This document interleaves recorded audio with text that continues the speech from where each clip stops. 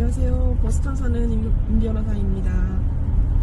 저희 둘째 딸, 기숙사 짐대로 도와주러 가고 있습니다. 작은 딸은 한국에서 1학년 1학기를 하고 그해 미국으로 올 예정이었는데 그 여름에는 오지 못했고요. 저희는 이제 결국 10월 말에 미국에 왔어요. 비자 같은 것들이 조금 늦게 나오고 여러 가지가 겹쳐서 8월에 미국에 와 적응을 하고 9월부터 학교를 다니자 이런 계획을 하고 왔는데 그게 전혀 뜻대로 되지 않았습니다. 그래서 10월에 왔는데 이제 저희 딸 같은 경우는 굉장히 웃긴 일이 있어서 하나 고등학교 한 5월부터 그 피구에 완전히 빠졌습니다. 피구를 너무 좋아해서 쉬는 시간, 점심시간 할 것 없이 너무 피구를 많이 한 겁니다.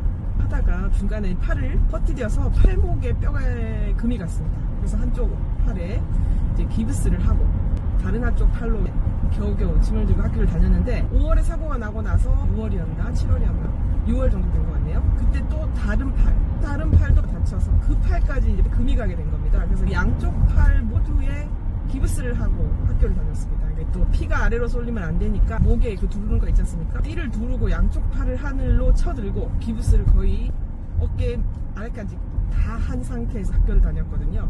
친구들이 와서 가방을 다 들여다 줬고 그래서 그 고등학교에서 지명도가 엄청 높았던 거예요. 양쪽 팔 기부스하고 다니는 애 이러면 뭐 모르는 애가 없을 정도로 그 학교에서 아주 유명 인사가 되었었는데 저희는 8월에 미국에 갈 줄 알고 이제 학교에 인사도 하고 저희 작은 딸도 친구들한테도 인사하고 끌어안고 울고 잘 가라 잘 있어라 이제 이런 얘기 하고 왔는데요. 그 비자가 좀 늦어지는 바람에 이제 10월 중순까지 저희가 못 가게 된 겁니다. 그랬더니 학교 선생님이 그러면 그냥 학교를 나오라고 하더라고요. 괜히 집에서 놀지 말고 학교에 나와서라도 앉아있는 게 좋지 않겠냐. 굉장히 저희 작은 딸이 부끄러워하더라고요. 너무 쪽팔린다 막 어떻게 학교 가냐 막 그런 인사 다 하고 왔는데 어떻게 학교를 또 가냐 이랬었지만 가라 그래가지고 학교를 또 가게 됐습니다.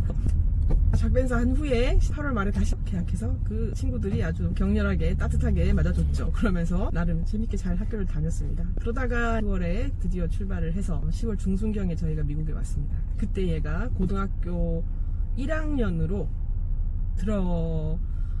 가게 된 거죠. 미국에서 원래는 학년을 좀 다운시키려고 그게 가능하다고 해서 그런 생각을 하고 왔었는데 막상 와보니 안 되더라고요. 학교 정책상 가능하지 않다라고 해서 어쩔 수 없이 거기 들어가게 됐던 거죠. 그래도 큰 딸이 있어서 나이 차이는 2살인데요. 근데 학교 가는 나이는 1살만 차이가 나서 거의 연년생처럼 학교를 이제 같이 다녔는데 그래도 같은 고등학교를 다녀서 그나마 조금 나았던 것 같습니다. 근데 얘가 영어 공부를 거의 하지 않았습니다. 저희 작은 딸은 저 어릴 때부터 뭐 공부를 막 많이 하라고 시키고 이러지를 않았어요. 저는.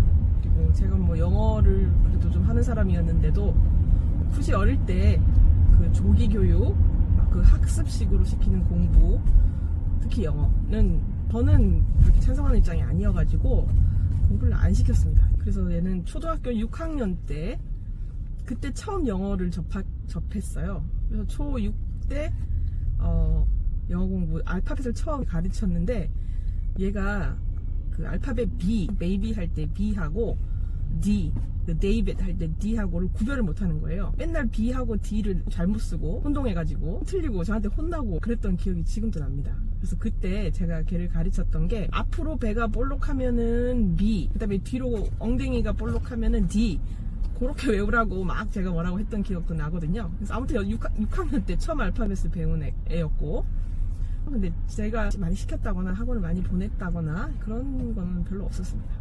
그런 상황에서 이제 미국에를 왔고 영어 회화 같은 것들은 해본 적이 없죠. 그 한국에서도 문법 학원 같은 데를 친구 따라 조금 다니는 걸 봤는데 그 이외에는 영어를 별로 한 적도 없고 영어 책을 읽은 것도 없고 그래서 고1 때 이제 미국에 왔습니다. 처음에는 조금 고생했는데 친구를 사귄 게 굉장히 큰 도움이 됐던 것 같고 지금도 기억에 나는 게 저희 둘째가 막 집에 어느 날 뛰어들어오면서 본인이 갑자기 영어가 말문이 터졌다고 하더라고요. 무슨 일이냐 하고 봤더니 저희가 아무래도 학기 중간에 1월부터 학교를 갔거든요.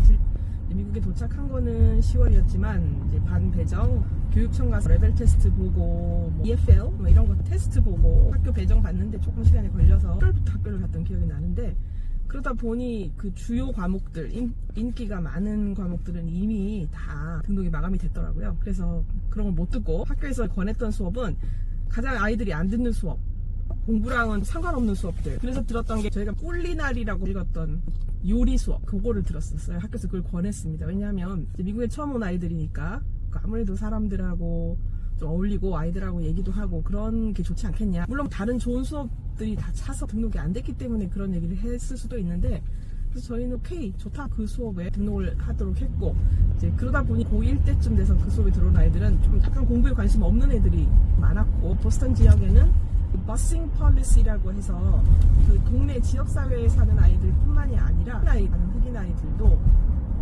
자기 지역이 아닌 다른 지역에 좀 학교를 다니게 하는 프로그램이 있습니다. 그 아이들은 보통 버스를 태워서 등록하기로 시키기 때문에 제도를 이제 버싱 폴리시라고 하는데, 이제 저희 아이가 다니는 학교에도 그 버싱으로 학교를 다니는 흑인 아이들이 있었습니다. 그래서 그 흑인 아이들하고 그 꿀리나리 수업에서 많이 이제 만났는데, 그 아이들이 막 그렇게 그루브 막 타면서 막 수업 들으면서 춤추고, 처음에는 투덜투덜 하더니 곧 친해지더라고. 얘네들하고 떠들고 얘기하고 막 이러면서 영어가 늘었던 것 같습니다.